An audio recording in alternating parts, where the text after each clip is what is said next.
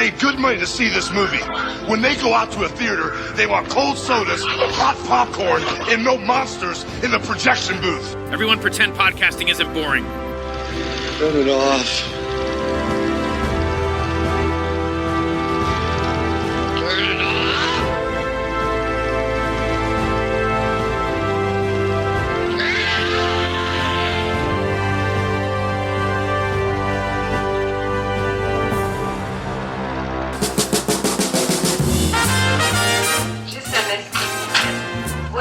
To jasný, ale že vy taky, Františku, to mě moc mrzí. Jen nechte být vytrvalý, když jste byla důvodnější, to bychom nemuseli koukat přes dvůr. Promiňte, soudruhu náměstku, já bych se představil Pokorný, z pobočky. Ale ten náměstek zůstal v Praze. Karel se jmenuje. Prohlašuji vaše manželství za právoplatně uzavřeno. Prosím. Tak se ze mě stal čekat chvíle lásky. Je to smůla, před půl rokem byla úplně jiná situace. Nic mi nabitý. Ne, nic ti neslíbím. Ale něco to bylo. Na mě se nekoukej. Zavinila si to sama, víš? Já jsem oběť, já. Zpátky! Vraťte to! Všechno zpátky!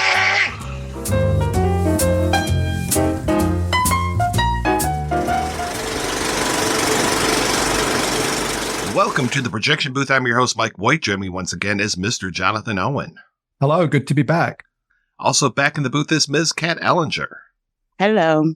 We kick off another Czechtember with a month filled with murder. Up first is Jiri Weiss's 1967 film Murder Czech Style. The film stars our old favorite Rudolf Hrušínský as František Pokorný. The film opens with him trying to commit suicide as he lays in a tub waiting for the inevitable. He recalls the events which put him there. We're going to be spoiling this film, so if you don't want anything ruined, you're just going to have to track it down, which might be a little bit of a challenge. I know DVD Lady has it, and maybe I can make it available to my Patreons. We'll find out. Jonathan, when was the first time you saw this film, and what did you think, sir? I think I saw it first about 5 years ago when I was researching a piece I was doing on Weiss's earlier film, 90 Degrees in the Shade. So it was just part of the research that I was doing for that. But I think I probably, when I first saw it, I liked it more, I think, than 90 Degrees in the Shade. Although I liked that too, but I thought this was such a fun film and also quite a touching film as well. And I think it treads that line nicely between being quite a touching or sympathetic character study, but also being like a fun new wave film as well. And I love Rudolf Hrušínský, and this is his film in many ways. And I was just really dazzled by the ending as well. So yes, it was like an immediate like for me. How about you, Kat?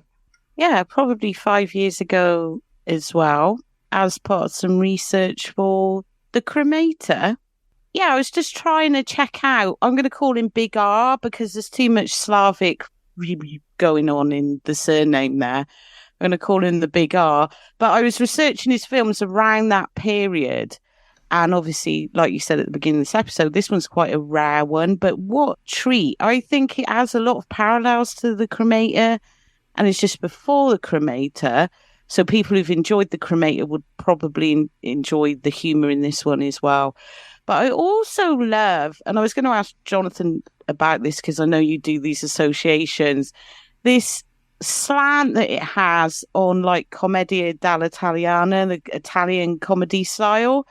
And obviously I love all of that genre. And this is deliberately mimicking that because you've got Czech style in there, not Italian style, because they do divorce Italian style, marriage Italian style, Caprice Italian style. There's like a bunch of them that came out in the 60s. But it is still in the vein of the Italian ones, which are often bittersweet. It's very ironic, very dark humour, oftentimes with a lot of tragedy. So it is in that vein, but also then with the Czech avant-garde, some really strange things happen in this film. So I really love it. I do really love it. I think a lot of Cremator fans would get a hell of a lot out of this film. I think that's really true. I think both in regard to the cremator and the Italian connections as well. Yeah, it was interesting that I saw it while I was researching 90 Degrees, and then you saw it while you were researching the cremator. And I almost feel that the character that Hrušínský plays is the sort of the stepping stone from the character of Kirka in 90 Degrees to Kopfverkingel in the cremator. And again, he's this kind of, like Meek. Literally, his name is Meek. Pakonim means like meek or humble. Yeah, he's this sort of meek, frustrated bureaucrat. And then by the point of the cremator, again, he's a bureaucrat. And of course, again, he's a murderer as he is here. But it's like, I guess it's like the elevation or the apotheosis of the figure that he plays in Murder Czech Style. By the time you get to the cremator, he's like the kind of pen pusher or the sort of bureaucrat turned like destroyer of the world. So it's this nice kind of progression, I think, in this type of character that he's playing from film to film. Called him a murderer, and he doesn't kill anybody in this movie. Officially. That's true. Yeah, that's true. I had no idea this was released by Facets on VHS back in the day. Like, I had one collection of their Czech films when they were putting out things like, Closely Observed Trains, and just they had like this release of all these classics. Apparently they must have done a second wave of that, and I never knew that. So I missed out on this movie until this month for this podcast. I had never seen this one before. And wow, yeah, everything that you guys are saying checks all the boxes that I'm thinking of. Yes, it feels very much like a precursor to The Cremator. Yes, there are tons of influences, tons of similarities between this and 90 Degrees in the Shade. Yeah, this is like fits perfectly into those two areas.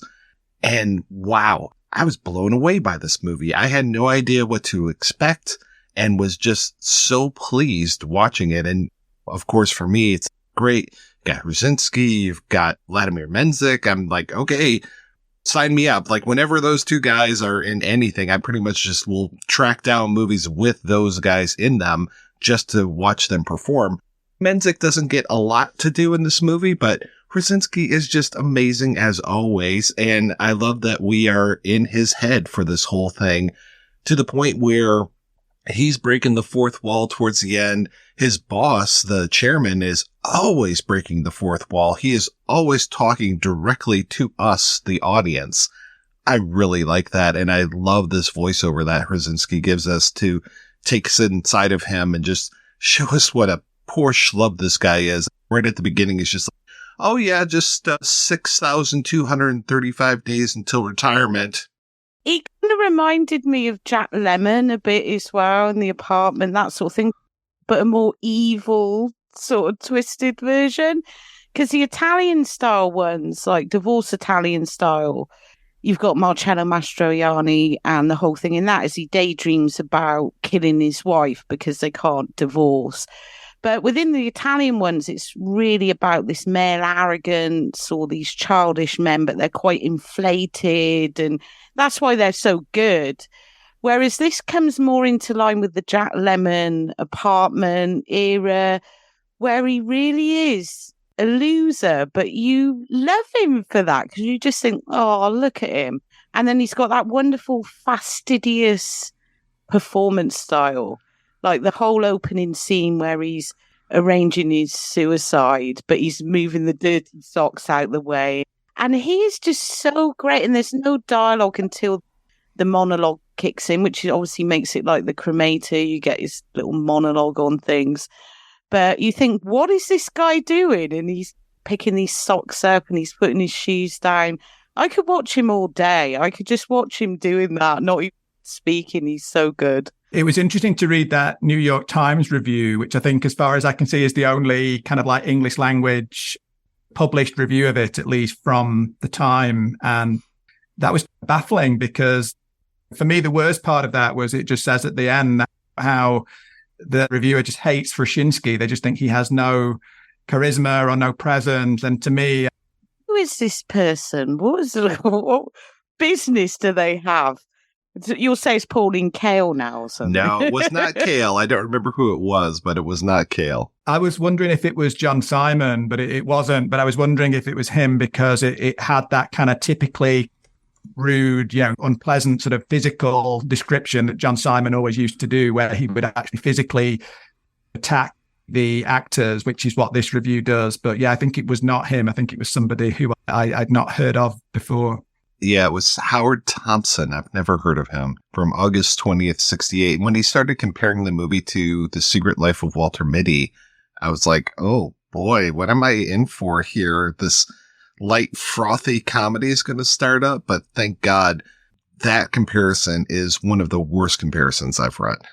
It just completely missed the point as well, because it says that the reviewer can't figure out why Elliot, the woman, marries him. And yeah, that just shows that he'd missed the whole point of the story, which is that it's this setup. And I think when you get that kind of detail, you realize, yeah, they just missed the whole point, really. So, and for me, yeah, the criticism of Hrušínský is just bizarre, really. I know that he'd not made The Cremator by this point, so I guess he'd not really established any kind of international presence. But still, for me, in this movie, like you say, it's all about that, just that physical presence that he has, just those wonderful punctilious gestures, and just that sort of sad sack quality that he has. It's so, I don't like to say appealing, but it is touching. Endearing is the word. Yeah, it's that's endearing. The best. You just think, if somebody's point of reference is Walter Mitty, that's just so depressing. That was just so entirely depressing. But I guess it's a very American view, because the humour in this, like all Czech films and the Italian ones, is very European, which is why Wilder was so good, because he was European and had that same sort of cynical, really. But wondering why a woman would marry him. No, in Hollywood, women only marry for love, of course. They don't marry for any other reason. Yeah, I was thinking as well, like when you mentioned the apartment, and I was thinking, and the fact that, yes, as you said, Wilder also was a Central European. And I think there's also that tradition of stories about the clerk, isn't there, or the office worker, this put upon, frustrated, eternally overlooked figure, and something that's there in Gogol, I guess it's there in Kafka, it's there in even something American, Bartleby the Scrivener, I guess. You have this whole tradition of stories about meek, put upon bureaucrats or clerks. And I somehow, I don't know why, because I've never worked in an office really, but I find an affinity with those sort of stories, really. I just love that kind of character somehow. For me, it's such an archetype, I think. One of the other things that really made this movie feel similar to The Cremator is the Liska score, and just the way that it's so avant-garde.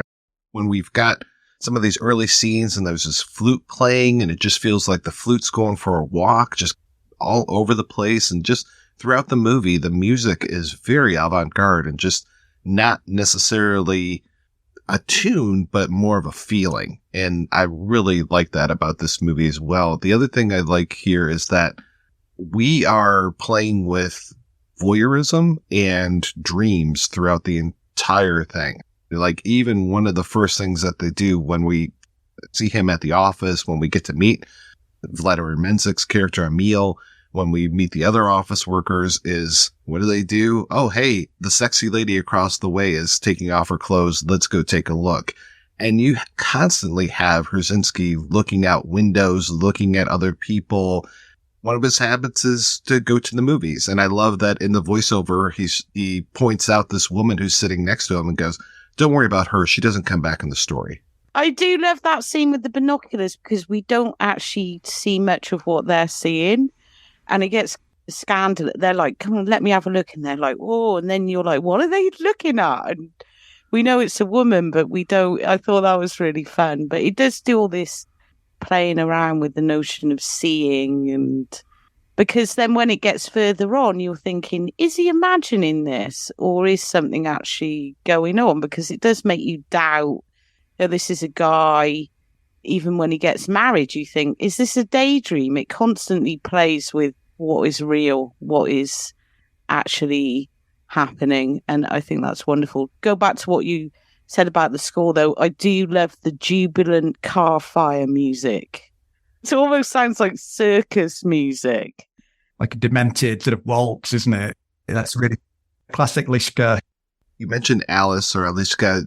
She is the girl of his dreams. Actually, he's got two girls of his dreams. There's one in the office who's, I waited too long and this doesn't work. And then when he's on this business trip, it took me a long time to figure out this whole thing of the two offices and that you have to take a train to get from one to the other. I was like, where's he at now? So he's at this other office hanging out with the chairman and sees Nishka, and the boss is, oh yeah, you should go for this. Oh yeah, this is totally great. And so he starts going out with her, and again, more like voyeuristic type things. Like he's looking at her through binoculars, even though she's just a few feet away. He's taking photos of her. So he's looking through the camera box up at her because it's one of those old school cameras.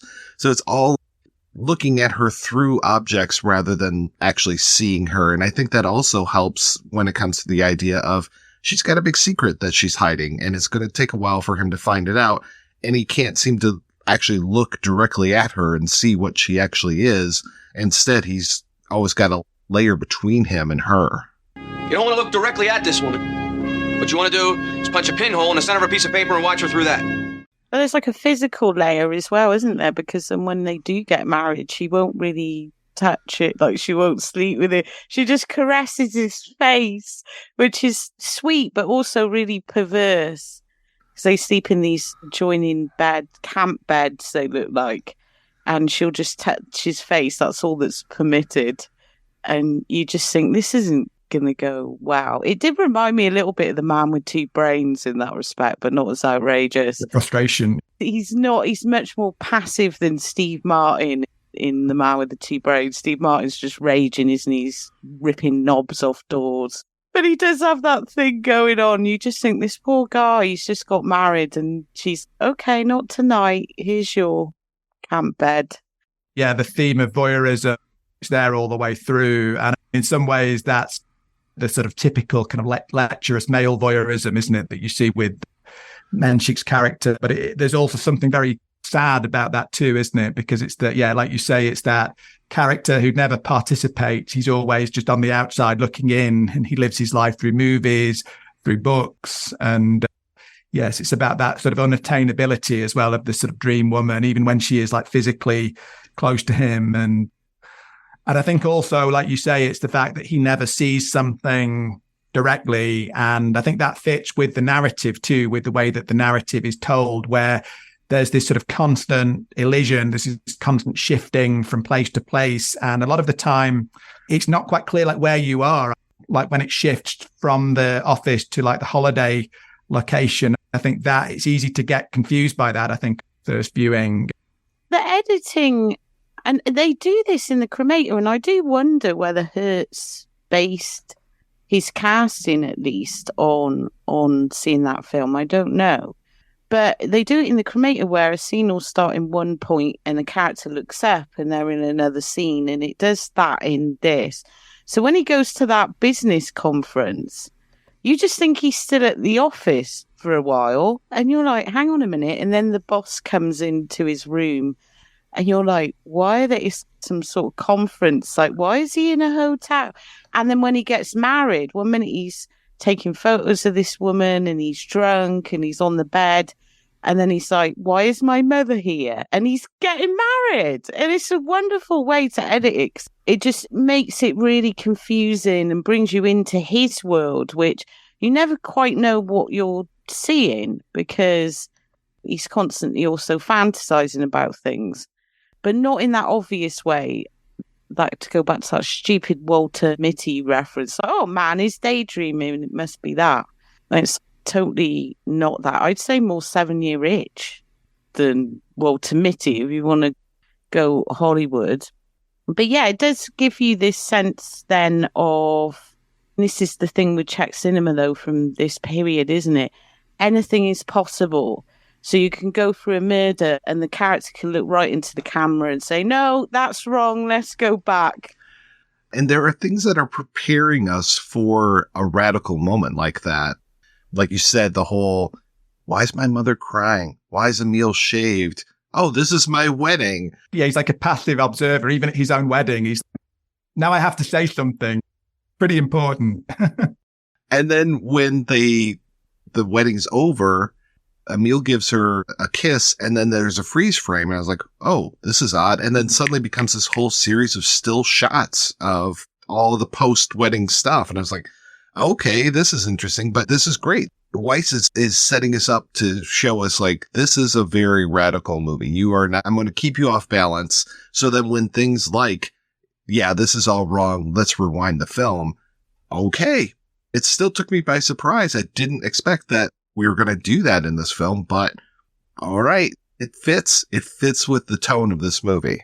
When it shifts to the holiday, like they're in a sort of like a recreational cottage, I think I would describe it as. And I think that, I guess it's confusing because of the way it's edited. And I think also the context too, because I think that was a specific thing that used to happen, I think, in Czechoslovakia, which it doesn't really explain, but I think they used to, the company would give vouchers to workers to take a holiday, basically. They would have these like holiday, I guess if it was like a small enterprise, it would be like a little cottage, or if it was a bigger one, they might have like a big like house or a castle even, or something like that. But it would basically be, it would be like a weird mix of a holiday and like a works outing. So you would be like with your, if you were a good worker, or if you had the right connections, or you'd done a kind of a political favor, you would get a voucher and you would go on this type of vacation. And it's funny because I think he says that, yeah, I got a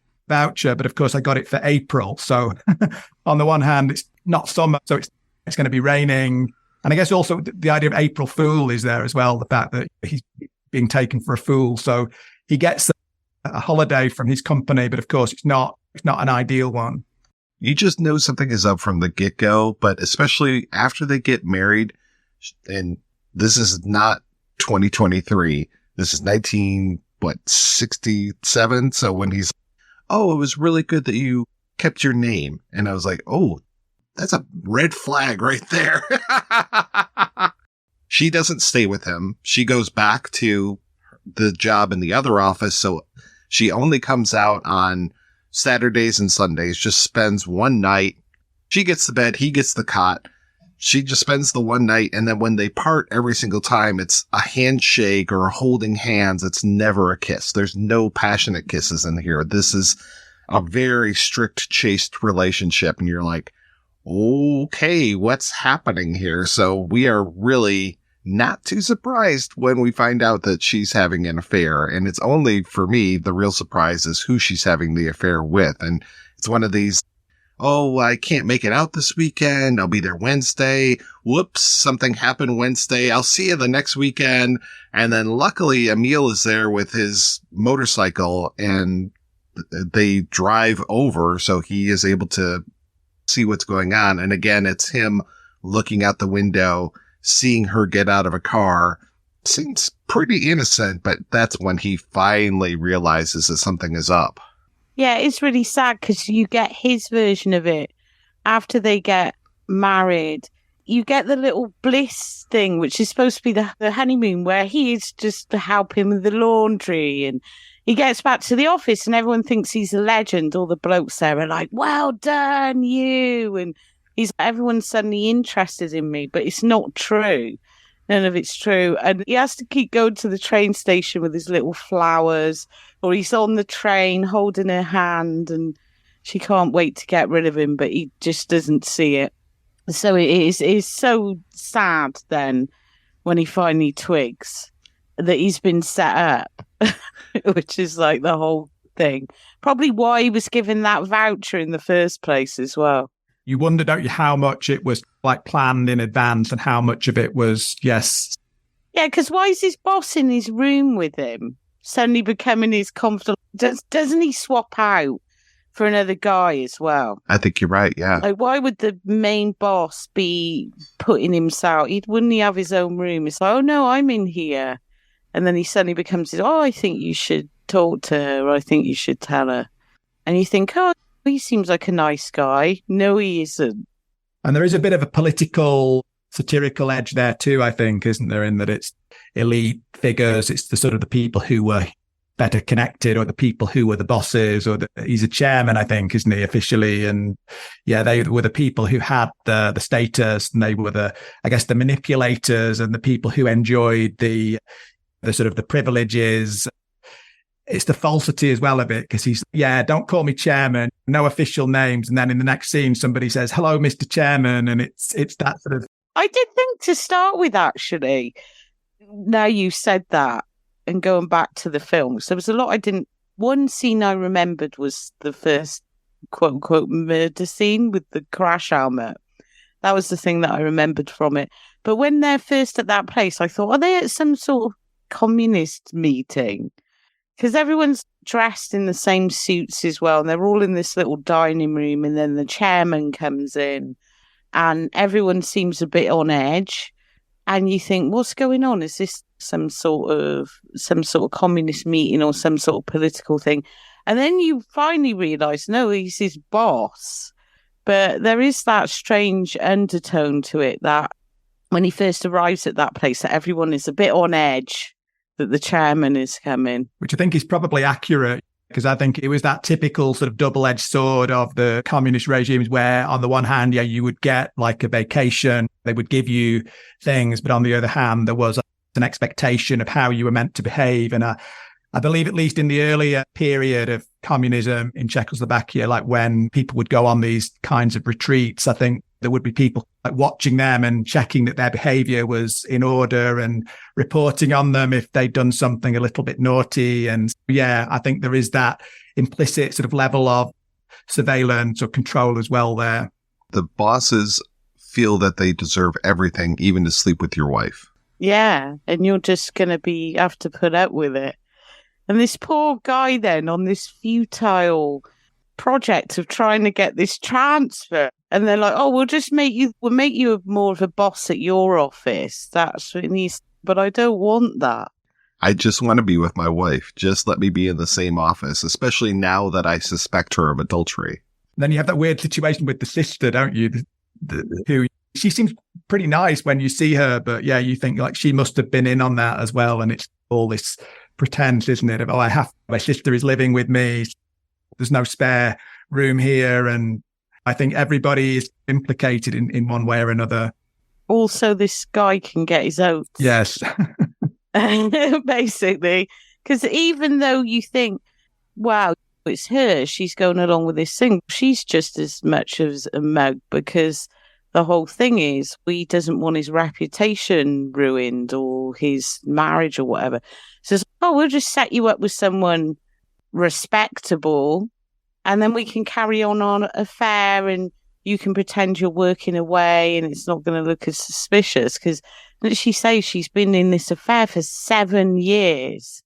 Yeah, 7 years. So it's like the legitimate and the illegitimate woman, which again goes back to Italian comedy and things like Marriage Italian Style, where the Sophia Loren character in that is the illegitimate woman, and you've got the legitimate woman.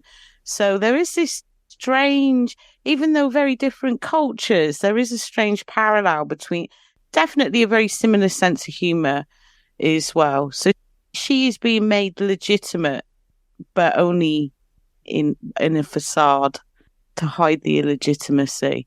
It's interesting to think about, because in I guess in Italian comedy you understand it because it's Catholicism. It's all about, all of that comedy is about the hypocrisy of Catholicism, men getting married, but they're always trying to have affairs, all of that stuff. I wonder how that, because I don't know an awful lot. I always thought from watching the cinema, and especially communism, everyone is a comrade. And there was this, almost like this egalitarianism to the society when it came to gender. Everybody works, everybody has a place. And you look at the film, and the Czech films are very different to Italian films in that sense. In the women often hold similar positions to the men and everybody. But then seeing, not to go too much off the point, but then seeing interviews with Vera Chytilova, she was talking about how sexist it was working, which really surprised me, because you look at it and you think there was much more of an equality there, given how oppressive certain aspects of the society were, there's a weird equality there, or even progressive. Didn't women get the vote there a lot earlier on? And there was certain things going on in society, but then you've still got this very old fashioned without religion. I need to keep my mistress legitimized. It's an odd thing, really. That's a really fascinating area to look at, I think, because, I think you see both sides of that here because, I think, as you say, in theory, under communism, women were meant to be equal and they were meant to have the same opportunities in their careers. And I think you get a bit of a sense of that because the figure of Alice, I think she's like a foreign correspondent or something like that. She's like a valued employee, isn't she? The boss bigs her up. Oh, she speaks 3 languages and she does. So you get an idea. She's got like quite a high position in the company. And yet I think in practice, I think what people have said is that it did tend to replicate just the same old system where often the women had the kind of like lower status positions or they were paid less and the men were the bosses. And I guess in practice, it just tended to come out as the same thing. And one thing that this reminded me of, although I guess it's not really emphasized a lot here, was the scene when Emil, the Vladimir Menshik character, I think you see it at least once where he just goes like coffee, when he just demands coffee from the Yarmilka, the woman in the office. And I don't know if you've seen the film by Agnieszka Holland. It was a mini series that she made in, I think, 2018 or something like that, called Burning Bush, which is about the death of Jan Palach, who was the student protester in Czechoslovakia at the time of the Soviet occupation. One of the really interesting things in that is that there's this sort of subtle detail throughout the series where you have these office places, and it could be like in a court or in a newspaper office, and there's this sort of constant trope of like the male employees just saying to the female employees, "Oh, get me a coffee, make me some coffee." Obviously been planted in there deliberately just to show how that same old sort of sexism of men just ordering women around, it was still there really. And it's a little bit, it's not as emphasized here, but I think you still get that sense really that women were just there to make the coffee, and just that sort of casual harassment as well that you see from the Emil character, from Menshik's character, where he's just... They even see them spying on the woman, because one of the first scenes, the women come in and say, "Oh, you're disgusting." But then they do that whole thing, "Oh, we're all going to laugh because this is banter," to show that we've got a sense of humour about it. That wouldn't roll in 2023, but that was a lot of my earlier work in life. Because you've got to have a sense of humour. There is that office politic in it. I just find it fascinating because I guess this idea of respectability under communism wasn't Catholic respectability, but it was still very fixated on the home and the family beating, and everybody had to be perfect and wholesome. And it was all about face, all about what people thought of you. And I guess neighbours would talk about neighbours and everyone was on edge. So they come up with this very elaborate plan just so this guy can carry on having an affair. Massive, elaborate, like you said, they bring in the sister. They've got poor old Big R there with the sad flowers at the thing, and even giving him a promotion almost as a trade-off, although he doesn't know that. And just this whole madly orchestrated thing, which is so telling about Czech culture at the time.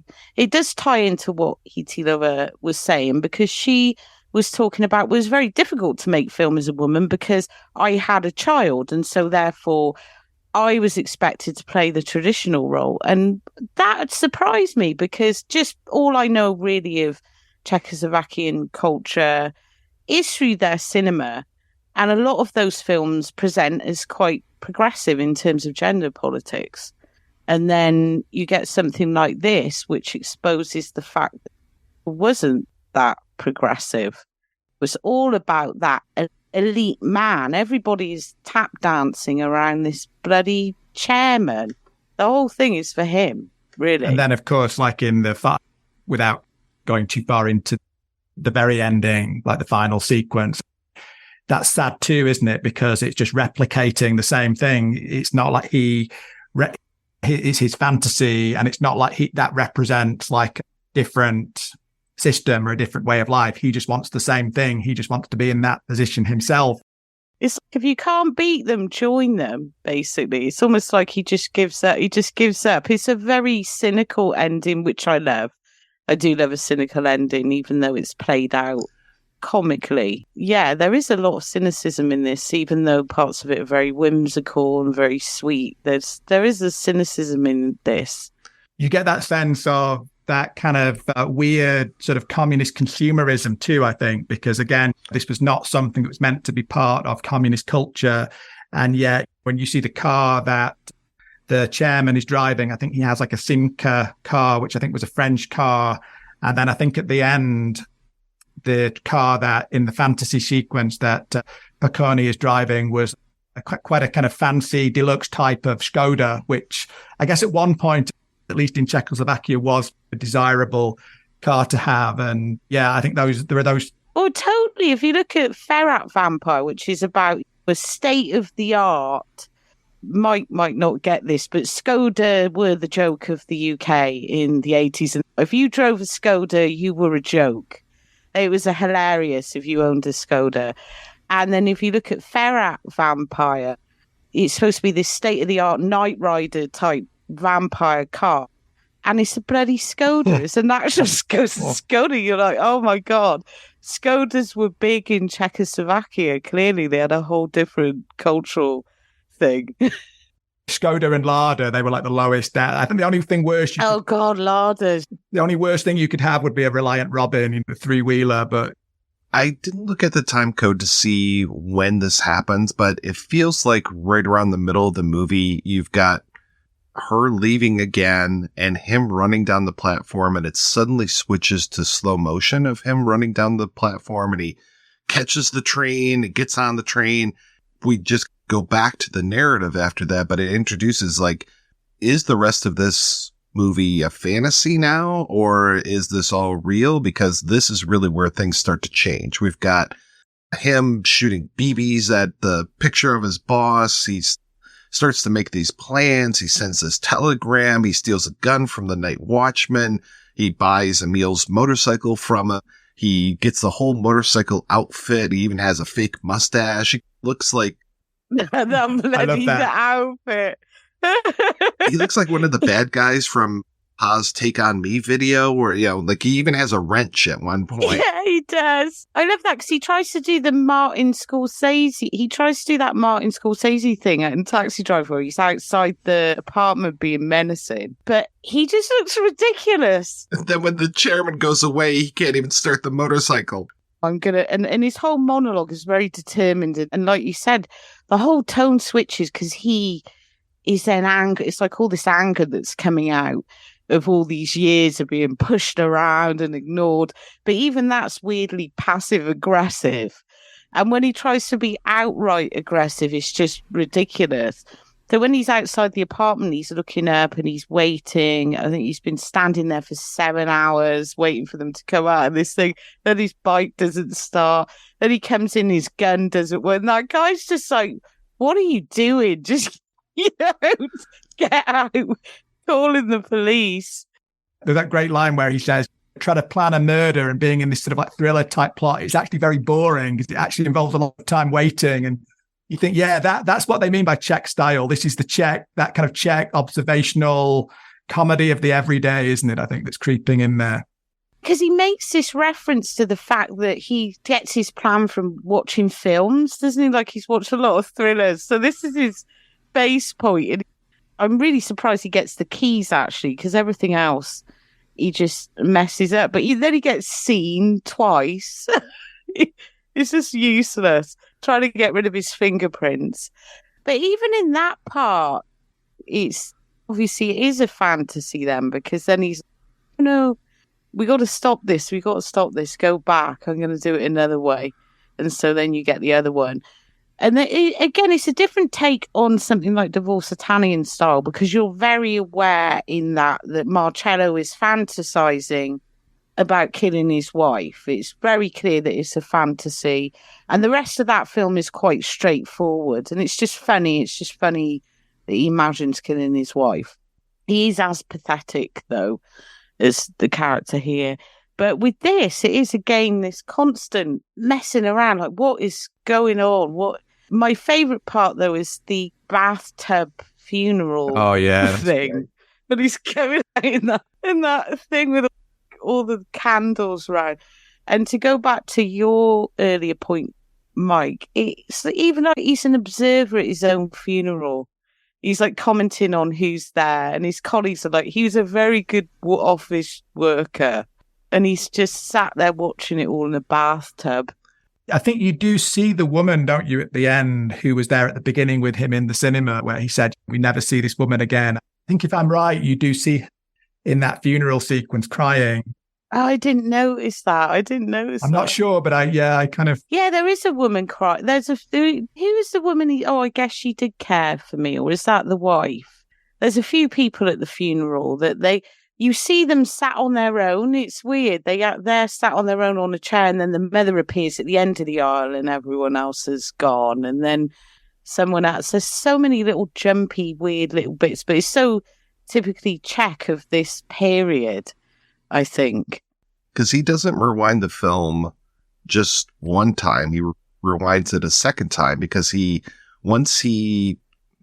murders them in the boss's car after his assassination attempt fails, and the boss just punches him and throws him out of the house. He goes out and I guess it's loosening the brake cables or something, right? And the car explodes in this beautiful fire, and you've got, all the jaunty music, and it's fantastic.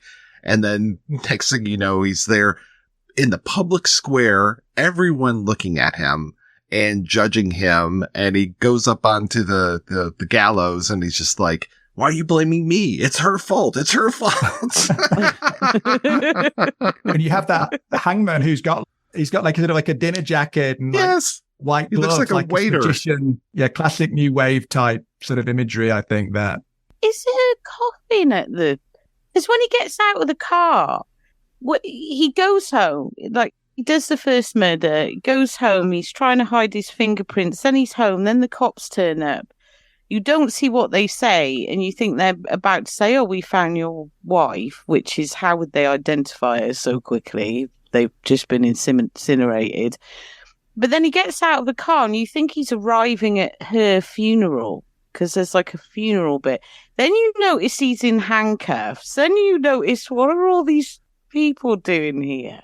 Or is it because he was a chairman and it's a big public funeral? And then the hangman's noose appears. It's a huge crowd as well, isn't it? It's like a... Yes, massive. It's like the whole city are out to watch him. And those shots of the audience and just all those faces, it was just, I really like that.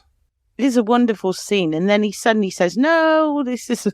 Back. Turn it all back. And then the film literally runs backwards, and the audio's running backwards. And it's, holy shit. And we go all the way back to them in bed the first night. We've got the caressing of the face and all of that. And then it's, okay, great. Now he knows everything. And he's, "Oh, I've got a perfect alibi," just like in the American films. And then he like fakes this heart attack.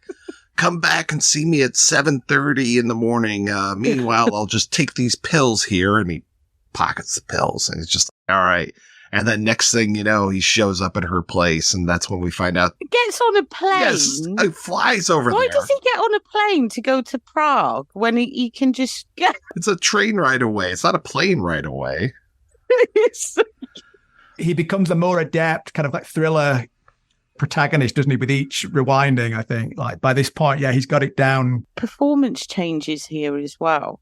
He becomes more akin to Copra Kingle from The Cremator because he's more self-assured, and he's actually quite threatening in the scene that comes after that.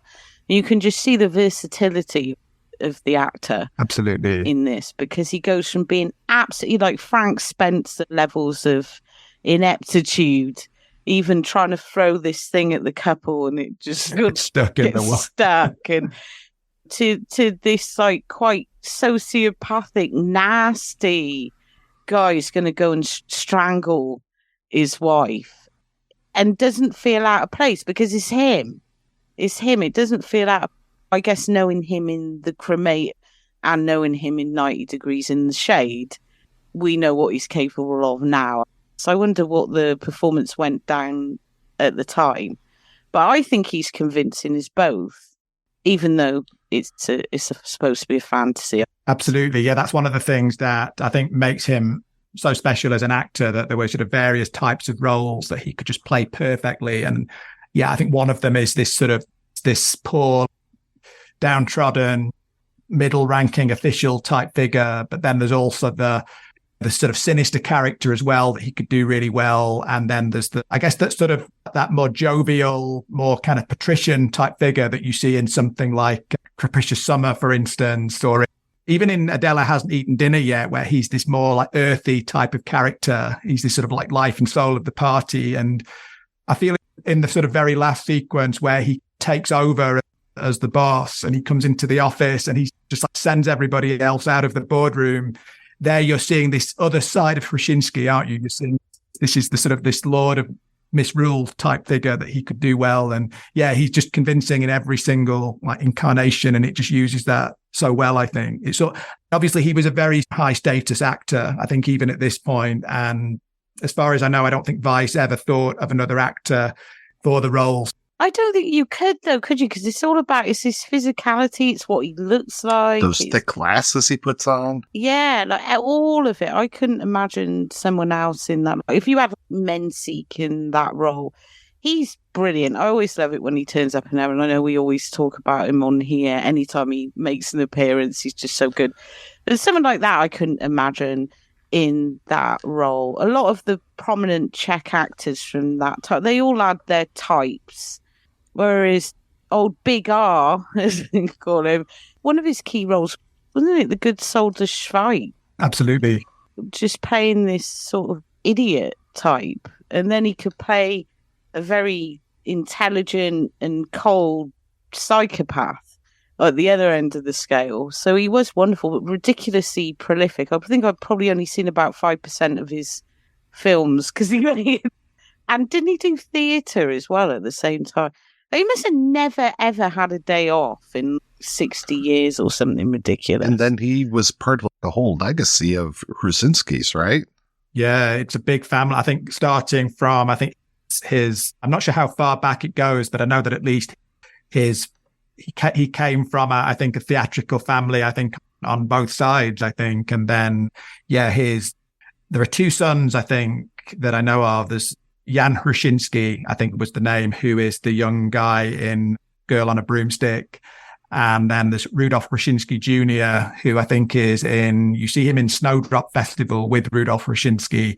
And then there's the grandson who is in, the film Vampire Wedding from the sort of early 90s. He is, I would say, Rudolf Hrušínský Jr., appropriately enough, being named after him. He looks the most like him. So it took me a while to figure out that the others were his children or grandchildren. But yeah, it is. Yeah, it's like a dynasty, basically, I think, of talented actors. Fitting, though, because in this, he ends up with a kid that doesn't look like him. I'd be curious of Władysław Brodsky, if he could play a character like this. Because he's got the meekness down, and he can play a bastard pretty well. They can play a Nazi. Dupe is in All My Good Countrymen. I really like him in that, too. But yeah, I agree. I don't think anybody but Hrušínský could play this particular role. He does it so well. This is just right there in his wheelhouse. It did make me think a couple of times of, and it's good because I think we're doing this is another murder-related film, but it did make me think of Four Murders Are Enough, Darling, because I guess the protagonist of that, who I think is played by, I think it's Lubomir Lipsky, who is the brother of Oldřich Lipsky. I think he's playing the main character in that. And he's also a kind of a similarly type of nebbishy figure who just lives his life through comic books. And it did remind me a little bit of that. And I think, like you said, like Kat said, I think there is that kind of connection to the sort of Czech comedy or parody films. And one interesting thing I found out was that I think Jiri Weiss was even offered the chance to direct Lemonade Joe at one point, but he turned it down because I think he just felt it was not his type of movie. And yet he said that, I wanted to be Balzac. I wanted to make serious films about society. And yet in this film, you do see him doing, I think in a way he's doing both, really, because I think you do have there is still, I think, a kind of a grounding in a real character and a real situation, and you get all the sort of poignance of that. But then you also get all the fun of that sort of Czech parody, don't you, of the playing up the kind of genre elements at the end. And I guess the reversing of the film, it's anticipating something like Happy End, isn't it, really? Which I think was made, probably around the same time, or maybe that was made a little bit after this. But yeah, I think you see a lot of those similar types of techniques. It's fascinating because he was a lot older than all of the other new wave figures, and even older than people like Jasny or Brinik. I mean, he was born, I think Weiss was born in like 1913 or something like that. And so he was at least 2 generations older than the new wave. And yet here he is making a new wave film, I think. It's totally a new wave film. I think it's absolutely in that style, isn't it? Anticipates so much. It's right in the midst of that, using all these experiments. That's the thing I love about the Czech new wave is it's not so much this sort of montage of cinema like the French new wave. They're bringing in all these other different things from literature, from art, from all these, for a specific sense of humour, like Jonathan says, that this observation or these very fastidious, weird characters that you find in Dostoevsky or Kafka a lot. And so it's very specifically of Eastern Central Europe. And that's what they're drawing from. And they're just having a hell of a lot of fun with it. They're like, what can we do with this film? Let's chop it up. Let's rewind it. Let's keep breaking the fourth wall. Because I guess in one way, a lot of those directors at FAMU, which the director wasn't here, did get exposure to certain Western films. A lot of them were working in their own total little bubbles. This period especially, the experimentation, just the fun they were having, I think. That's why I don't understand people that have got no interest in Czech film. I don't know if they just think, oh, it's be like Bergman, dour Swedish people in black and white, or it'll be very political. And yes, of course, some of these films are very political, but always done in this very avant-garde way, where you will never not be surprised by it. You can't ever second guess Czech 60s film, can you? I definitely knew that we were in for a color change. Once we get... Oh, the color change. We get to him going to murder Alice, and I was like, oh, that's interesting. It's more like a black and bluish than a black and white. So I don't know. When they put this out on Blu-ray, I almost hope that they redo the color grading on the black and white part, so the color becomes a real surprise at the end. It was like when you're watching Schindler's List and it's, okay, this film stock changed. I don't know exactly how. And then it's, oh, there's the little girl in the red dress. Okay, so this is color film now, but it's been desaturated. So it's very much that for the last bit of this film until we suddenly switch to color. But right before that, we get the rewind of the film after he murders his wife. No, this isn't good. We go back to the bathtub. We get that amazing bathtub floating into the church type scene. Oh, so good. And then it's, you know what? No, I'm not going to do this. I'm going to get out of this tub. I'm very woozy from all the gas that's been in here. And then I'm going to run down and go into the chairman's office, burst in. And then I love how he sits the chairman down and he sits at the chairman's desk and he's just like, okay, you're going to listen to me now. And then in the voiceover, it's, what we discussed is none of your business. And I love it. It's even taking the high hand with the viewer too, isn't it? I'm in charge now. Then we switch to color and we get to see him now. He's the branch manager, Meek, and the office girl we saw earlier is there bringing him coffee and she's sitting on his lap and giggling. And it's, oh, so now he's having the affair. All right. Not today, sweetie. And then pick this up on Monday. And then he's in a car now with Alice and there's a child in the car. The music is this angelic choir going on. And then he tells us in voiceover, he's just, oh, that kid, that's our little Carla. She doesn't look like me, but all kids are beautiful. And then the car fucking flies off into the distance like an American hippie in Israel. And you're just like, okay, wow. I couldn't believe that this ended with a flying car. What a movie. It is wonderful. Oh. It is so wonderful. Again, people are like, oh, I don't watch subtitle films or Czech films. No interest. Look at what you're missing out on flying cars and all this. Christopher Nolan wouldn't give you that, I think. It would be in a very po-faced way, I think, wouldn't it? I think it wouldn't be just that. It's just that light. It's the light touch, isn't it? It's just, yeah, we can do anything and it's fun and it's just live. It's just throw away. The last 2 minutes, we're just going to have a flying car. We're just going to go into color.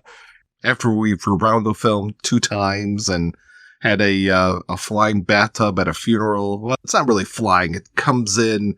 That's amazing, the way that the tub It's an amazing shot, though, because the camera pans up to it and it's all these candles and it's like floating in the air. And you just see his little shoes at the end because he's still sat in it over this massive, it looks like this very ostentatious funeral thing. And you just think, God, this needs to be restored. Oh, yeah, please. There's certain shots in this film that are incredible, but that one, and it's a ludicrous image as well, but it's also really beautiful at the same time. How about when he's there waiting 7 hours for her, and she comes down, gets in the car, kisses the boss, but the boss is a fucking skeleton? Oh, yeah. I forgot about that. And it's just like, yes, that few seconds, isn't it? It's just really throwaway, but yeah. I think a reason why the film is like neglected is that I guess basically Weiss was more or less at the end of his career, really. I think he didn't because I guess he left Czechoslovakia, I think in 1968, I think after the invasion, he just basically taught film, I think after that. I think he made a couple more things, but this was really coming to the end of his career. And I think this part of his career in the 60s tends to be written off a bit, really. And people tend to think of the mid to late 50s as his kind of glory years, like his greatest period, which I guess he's not. I would say personally, I think Romeo, Juliet and Darkness is hugely considered to be his masterpiece. And I would say probably that's fair enough. But yeah, there's so much that people are missing if they don't look at this period too, because yeah, he was a lot older than the other filmmakers, but he was still able to produce this kind of like wonderful, I don't like to say light-hearted, but this kind of very free-spirited type of filmmaking. He was able to do that as well. It's so different to Romeo and Juliet as well. You wouldn't think it was the same director. But it's not Criterion approved, though. We can only watch Criterion approved Czech films now. Is that right? Is that the new rule? It's that whole thing, isn't it, where you've got a few directors that are suddenly hip now. It's okay. And it's like they seem to be all of Czech cinema. It's something that started to bug me now because there's other stuff that maybe isn't as political or it's not the FAMU lot, but bloody hell, people are missing out. Obviously, Second Run are very dedicated to that, also the other side of Czech cinema. This is a really good example of it made slap bang in the middle of the new wave, but it doesn't have, the usual names tag to it. And it's not really a political metaphor. It's more of just a fun, I don't think you could ever call a Czechoslovakian film commercial, but it's comedy. It's more fun, isn't it? It's more whimsical. It's not a statement film. And so there is a tendency now that it's wonderful that more people are paying attention to Czechoslovakian film now. I think that's a beautiful thing, but it does tend to be same with French film. It's all around a few French filmmakers and yeah, so I don't really like those labels in that respect. I'm saying new wave because obviously it was a Czech new wave, but once something becomes new wave or not and part of a movement or not, then a lot of this stuff is falling by the wayside. I would love to see this restored. But we're now at the stage where the same Czech films are now getting the 4K upgrades. And what about all the rest? This was supposed to be the floodgates opening. We're already at the point where we're restoring the same films now. That's not how it's supposed to work. And like you say, you're only really getting part of the picture, I think, if the focus is always on the new wave or the art cinema in quote marks. Yeah, and obviously I love those films, don't get me wrong, but I think some of my most favourite Czech cinema is the sort of stuff that we do on here. It's the Lipsky comedies, even the post-Prague Spring stuff, because they're so absurd. It's the whimsical fantasy stuff like this. It's the fairy tales. And of course, I adore the key Czech new wave stuff as well. But my personal favourites, ones that I will come back to time and time again, are these like little gems like this. Because they are more, I guess they're less of statementy, and they're far more whimsical and therefore a lot more fun. I love Diamonds in the Night, but Jesus Christ. Whereas if you watch something like this, it's like Mike was having the time of his fucking life over there. That makes me happy. I think that in any case, that sort of hard distinction of like art cinema versus genre cinema, I think in any case is very questionable. It needs to go. And I think in this case particularly because, yes, a lot of those so-called genre films or commercial comedy films, they are in their own way just as adventurous and just as formally playful. If you look at something like Lemonade Joe or something like Happy End, those are doing like really avant-garde things with the visuals and with the narrative, but they're doing it with a slight tongue-in-cheek, or they're doing it in a sort of light-hearted spirit. But that is formalist as well in its own way. I get that's a good point, actually, Jonathan. I guess it does come more into genre, and I guess that's always the thing, isn't it? If something's genre, then therefore it's not as much art, which is questionable with Czechoslovakia because it's all bloody state funded, and I would say a lot of it comes under art cinema, even if it was more quote unquote popular genres.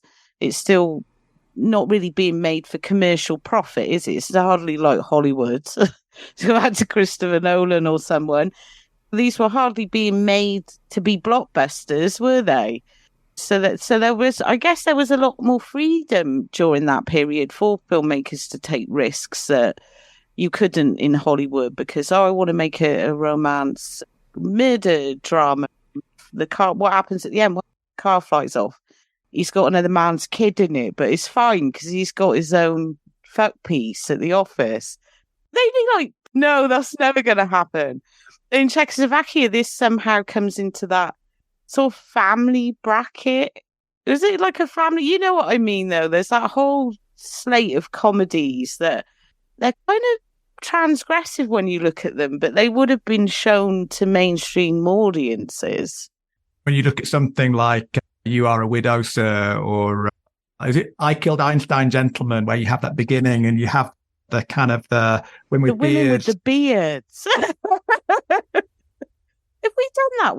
I don't think we have, no.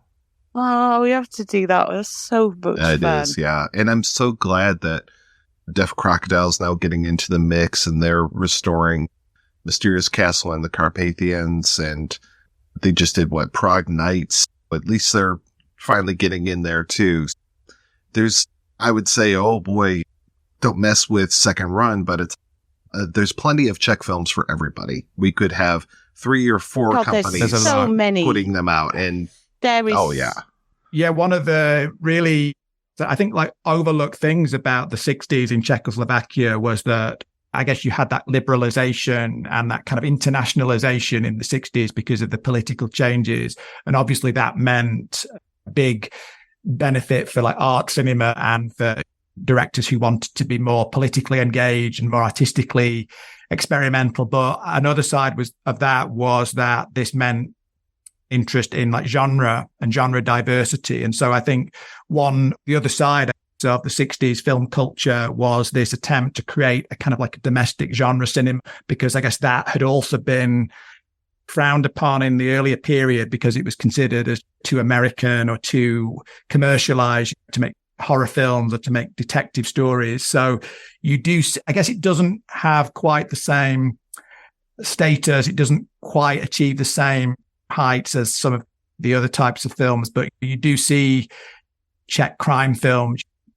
Prague Nights is a really good example where they're trying to make it's like an Amicus or a Hammer style horror anthology, and so those are really overlooked actually, I think, and that does deserve recognition. I think there was something that I was thinking about in relation to this was that I think in the late 60s there was this. I think there were at least two crime films with Hrušínský playing a detective actually, and they're like a sort of Maigret style police procedural type of movie. I think I've seen one of those.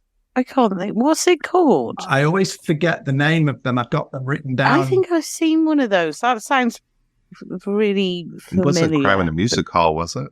That was one of them. Yeah, there was Murderer Hides His Face was one of them, and then Traces of Blood was the other. These were like late 60s. And then Jindřich Polák, who did Tomorrow I'll Wake Up and Scold Myself with Tea, he did a few of them as well, I think. And there's one in the late 70s that he made called Death of Hitchhikers, which is quite grisly, really. It's quite a surprising film to have come from Czechoslovakia, especially at that time, which was quite a sort of politically kind of repressive time. But yeah, there were attempts to make, I guess, this type of film. There's also a film by Hertz from, I think, the mid-70s called A Girl Fit for Killing, which almost has a bit of Jal. I know that's an overused word, but a bit. No, I was going to mention his Sign of Cancer, actually. Oh, sure. I just did something on it for my Patreon, and I called it a Czech Giallo. We can say the G word. You are right. As close as they can get to a Giallo, because they're slightly more restrained in what they could show and what was permissible. But then sometimes not. Sometimes you get nudity and stuff where you wouldn't expect it. And you think, oh. Sign of Cancer is a great example, because I think that was the one where he got the chance to go to Italy and he had to cut out some of the nude scenes, I think, for the Czechoslovak. I think the Barrandov Studios told him to remove it, but then he got that kind of deal with Maurice Ergas and Carla Ponti, and so he got the chance to go to Rome and to like reshoot them. So I guess that does have an actual sort of Italian participation in it. Yeah, there's an interesting connection. This is why I was wondering about this Murder Czech Style thing. Is to go back to a couple of things you were saying, actually, Jonathan.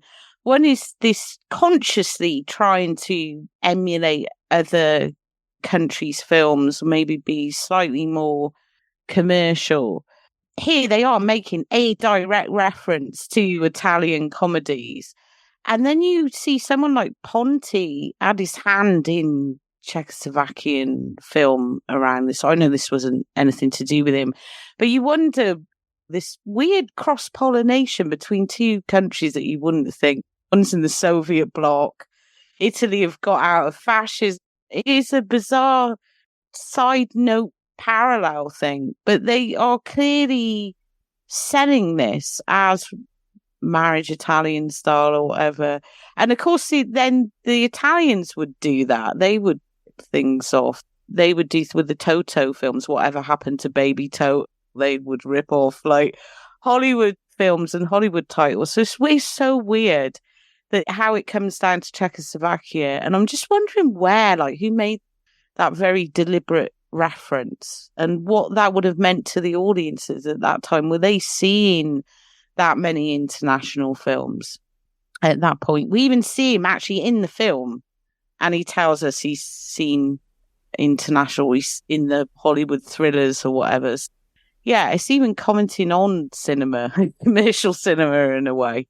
Yeah, that's a really good question, I think. It's one that comes up in relation to some of the parodies, because, you have parodies of things like Westerns or the James Bond thrillers. And this is at a time when a lot of the audience wouldn't really have seen a James Bond movie, or they may, I guess a lot of the time they were remembering maybe like older versions of those genres. Like, I guess that's where the Nick Carter figure comes in Dinner for Adela, because I guess that was like an older model of like detective story that maybe older Czech viewers would have been aware of. And for me, that's always a really fascinating question. Would this have had any relevance to the audience? Would they have even have seen like a Pietro Germi film or Vittorio De Sica? Why something so weirdly specific? By the mid-60s, I think, they would have been. I think that, because the liberalization starts around sort of 63, I would say, when, you get the first new wave films, and this is 66. I think it would have been in the air then. I think people would have been seeing at least the Western European thrillers. James Bond were a little bit off limits because there's that whole Cold War especially with all the anti-communist stuff. Unless they redubbed it all to make the change the sides. Comrade James, which makes me think, wasn't there? Oh no, I'm getting mixed up because I think it wasn't Hrušínský, it was Jan Verick, wasn't it? Who was offered, or who was, I think, screen tested for the role of Blofeld, but he was considered not. I was just trying to remember, was that Hrušínský or was it Jan Verick? It would have been a better anecdote if it was Hrušínský, but it was Jan Verick, I think. And I just thought he was too cuddly, and Hrušínský would have worked, I think, though. He would have been a great Bond villain. Oh, yeah. It'd be so charming and then just turn it right around. He would have been a good Goldfinger, I think. I think that purring, that kind of resonant voice would have worked so well, wouldn't it? Although you would have had to speak English. But we were talking about him speaking English with 90 Degrees in the Shade, right? But I think it was phonetically, and then he just would, I guess, the sort of the Italian thing again with the dubbing, where I think he would just say it phonetically in English, and then of course it was dubbed by an English actor, and you lose that wonderful voice. Took away our voice. I know there's certain foreign actors I couldn't deal with being dubbed, and he's one. And Marcello Mastroianni is another. And I remember, not to go too off the point, but some guy saying that he'd heard about an English dub of La Dolce Vita, and he was like, oh, this should be restored. And that should never be. I would never want to watch that. So I did watch one film where Marcello was dubbed, and it was a very disturbing experience. It's certain actors, no actor should be dubbed really, but I think some voices become... And Hrušínský is definitely one. His voice is so great. Like Jonathan said, that like purring quality to it. It can go either way. It can be like passive aggressive. It can be very sinister times. Or it can be fun. It can be warm as well, depending on his character. He was just so great at everything. I can't imagine like an English... Because I'm thinking of the one in 90 Degrees, which just sounds a little too refined, or it's a little too, it doesn't have that kind of earthiness somehow. And he's able to somehow pull off that balance where he can do refinement, but it never seems affected somehow. He can also be earthy, and he can be this kind of man of the world type figure as well. And I can't imagine an equivalent really in a kind of English speaking context. Maybe Oliver Reed, I don't know, but... I don't know. Oliver Reed was two. He only had Moody 1 and Moody 2. Oliver Reed. We're going to take a break, and we're going to play a preview for next week's show. Taková přesnost. Dokonce o 10 minut přesnější.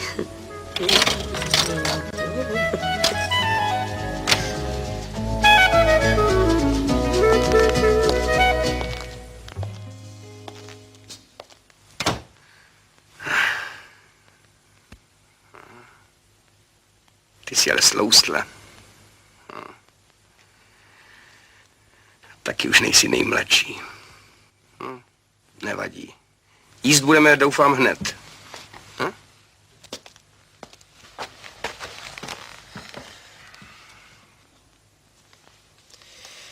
To víš, nemám nikoho, kdo by mi to zašíval. Žiju si sám a sám pro sebe. Já často sedím a přemýšlím. A jen tak sám pro sebe si přemýšlím. Nevím, jestli to můžeš pochopit. Sám pro sebe. Někdy přecházím, jindy si lehnu, ale vždy, nebo téměř vždy, já přemýšlím.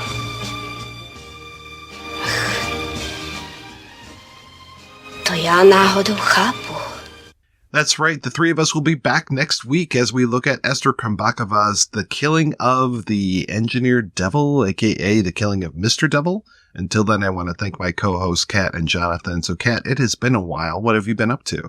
So, yeah, I've been doing some Blu-ray production. I've been doing a lot of stuff behind the scenes. Obviously, working with you on Jacob's Ladder for Imprint.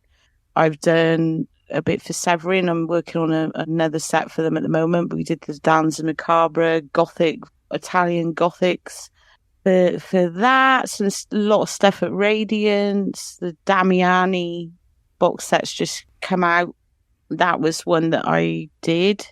Oh my God, there's just been so much. I can't remember the last time I was on this show.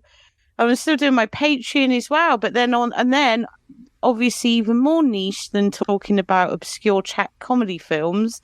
I now have a total other project that's not film related, which is talking about ADHD on a podcast and on YouTube called ADHD Wild Women, which is probably like applicable or interesting to about 0.2% of people. But yeah, I've been doing a lot of that stuff and psychology and stuff like that.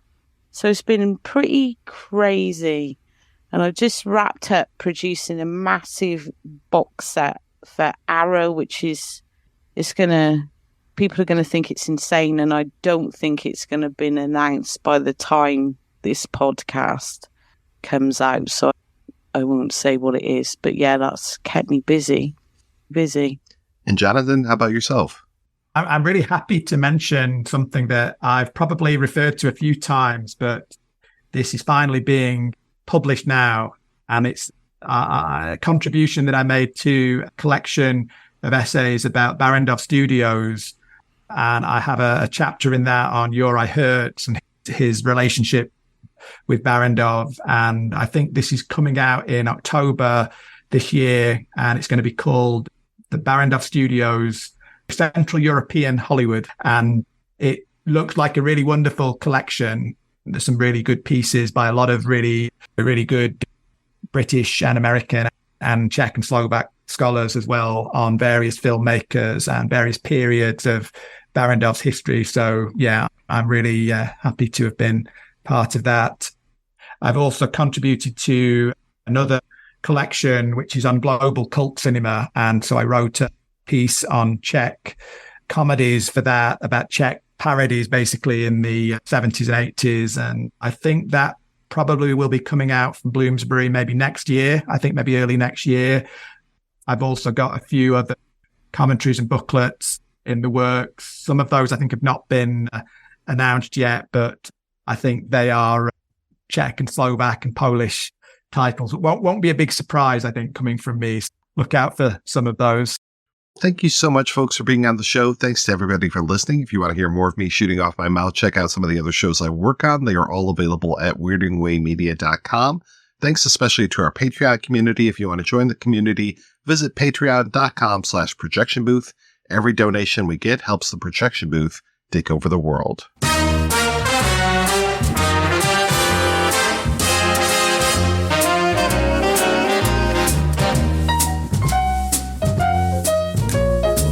Čekáš mě, čekáš každý den, či z lásky nebo ze zvyku. Dnes prší, jak mám s tebou jít, bez důkladného deštníku. Milý však chodí v oblacích, je roztržitý zákazník. Místo nového deštníku svátku mi koupil slunečník. Můj slunečník je z bambusu a růžového hedvábí. Schová nás oba do stínu, který dopadl do trávy. Dívám do nebe a luštím barev otazník. Proč s tebou vše je růžové, i když se zavře slunečník?